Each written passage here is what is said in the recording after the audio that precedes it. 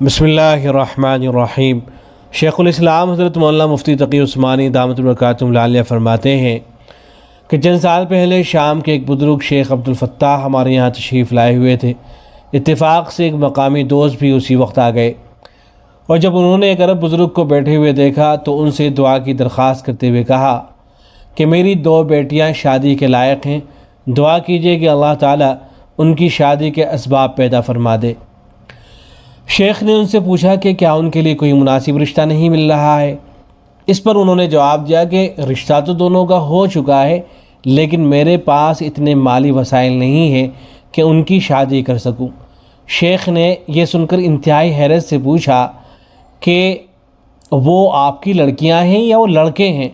کہنے لگے کہ لڑکیاں ہیں۔ شیخ نے سراپا تعجب بن کر کہا کہ لڑکیوں کی شادی کے لیے مالی وسائل کی کیا ضرورت ہے؟ انہوں نے کہا کہ میرے پاس انہیں جہیز میں دینے کے لیے کچھ نہیں ہے۔ شیخ نے پوچھا کہ جہیز کیا ہوتا ہے؟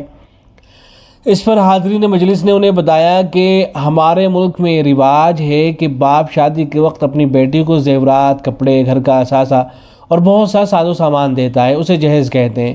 اور جہیز دینا باپ کی ذمہ داری سمجھی جاتی ہے، جس کے بغیر لڑکی کی شادی کا تصور نہیں کیا جا سکتا، اور لڑکی کے سسرال والے بھی اس کا مطالبہ کرتے ہیں۔ شیخ نے تفصیل سنی تو وہ سر پکڑ کر بیٹھ گئے اور کہنے لگے کہ کیا بیٹی کی شادی کرنا کوئی جرم ہے جس کی یہ سزا باپ کو دی جائے؟ پھر انہوں نے بتایا کہ ہمارے ملک میں اس قسم کی کوئی رسم نہیں ہے، اکثر جگہوں پر تو یہ لڑکے کی ذمہ داری سمجھی جاتی ہے کہ وہ اپنے گھر میں دلہن کو لانے سے پہلے گھر کا اثاثہ اور دلہن کی ضروریات فراہم کر کے رکھے۔ لڑکی کے باپ کو کچھ خرچ کرنا نہیں پڑتا، اور بعض جگہوں پر تو رواج یہ ہے کہ لڑکی کی ضروریات کو مد نظر رکھتے ہوئے سامان تو باپ ہی خریدتا ہے، لیکن اس کی قیمت لڑکا ادا کرتا ہے۔ البتہ باپ اپنی بیٹی کو رخصتی کے وقت کوئی مختصر تحفہ دینا چاہے تو دے سکتا ہے، لیکن وہ بھی کچھ ایسا ضروری نہیں سمجھا جاتا ہے۔ حضرت شیخ الاسلام مفتی تقی عثمانی دامت برکاتہم العالیہ آگے فرماتے ہیں کہ اس واقعے سے کچھ اندازہ کیا جا سکتا ہے کہ ہمارے معاشرے میں جہیز کو جس طرح بیٹی کی شادی کا ایک ناگزیر اور ضروری حصہ قرار دیا گیا ہے، اس کے بارے میں عالم اسلام کے دوسرے علاقوں کا کیا نقطہ نظر ہے۔ آگے فرماتے ہیں کہ جیسا کہ شیخ کے حوالے سے پیچھے بیان کیا گیا، شرعی اعتبار سے بھی جہیز کی حقیقت صرف اتنی ہے کہ اگر کوئی باپ اپنی بیٹی کو رخصت کرتے وقت اسے کوئی تحفہ اپنی استطاعت کے مطابق دینا چاہے تو دے دے، اور ظاہر ہے کہ تحفہ دیتے وقت لڑکی کی آئندہ ضروریات کو مد نظر رکھا جائے تو زیادہ بہتر ہے، لیکن وہ نہ شادی کے لیے کوئی لازمی شرط ہے، نہ سسرال والوں کو حق پہنچتا ہے کہ وہ اس کا مطالبہ کریں، اور اگر کسی لڑکی کو جہیز نہ دیا جائے یا کم دیا جائے تو اس پر برا مانے یا لڑکی کو مطعون کریں۔ نہ یہ کوئی دکھاوے کی چیز ہے کہ شادی کے موقع پر اس کی نمائش کر کے اپنی شان و شوکت کا اظہار کیا جائے۔ اس سلسلے میں ہمارے معاشرے میں جو غلط تصورات پھیلے ہوئے ہیں ان کو مختصراً ذکر کیا جاتا ہے۔ نمبر 1، جہیز کو لڑکی کی شادی کے لیے ایک لازمی شرط سمجھا جاتا ہے، چنانچہ جب تک جہیز دینے کے لیے پیسے نہ ہوں لڑکی کی شادی نہیں کی جاتی۔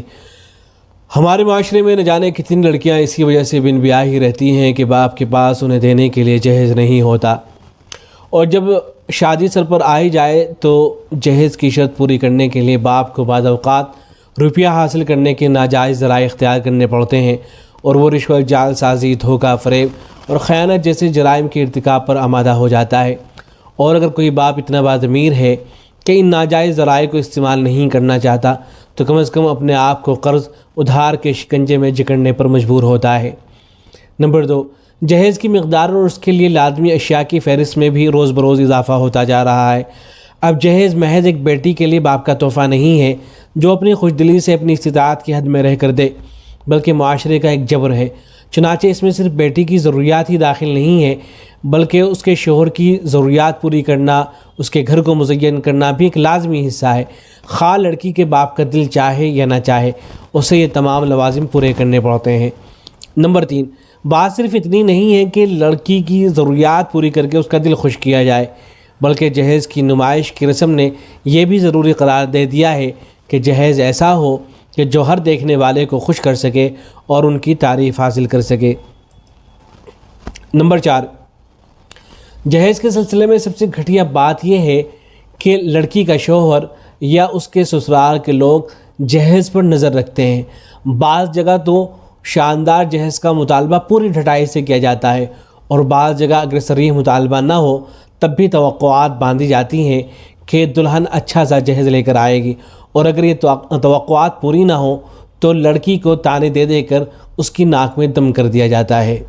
آگے حضرت شیخ الاسلام مفتی تقی عثمانی دامت برکاتہم علیہ فرماتے ہیں کہ بذات خود اس بات میں کوئی شرعی اخلاقی خرابی بھی نہیں ہے کہ ایک باپ اپنی بیٹی کو رخصت کرتے وقت اپنے دل کے تقاضے سے اسے ایسی چیزوں کا تحفہ پیش کرے جو اس کے لیے آئندہ زندگی میں کارآمد ہوں۔ خود حضور اقدس صلی اللہ علیہ وسلم نے اپنی صاحبزادی حضرت فاطمہ رضی اللہ عنہا کو سادگی کے ساتھ کچھ جہیز عطا فرمایا تھا۔ شرعی اعتبار سے اس قسم کے جہیز کے لیے کوئی مقدار بھی مقرر نہیں ہے۔ اگر دوسرے مفاسد نہ ہو تو باپ اپنے دلی تقاضے کے تحت جو کچھ دینا چاہے دے سکتا ہے، لیکن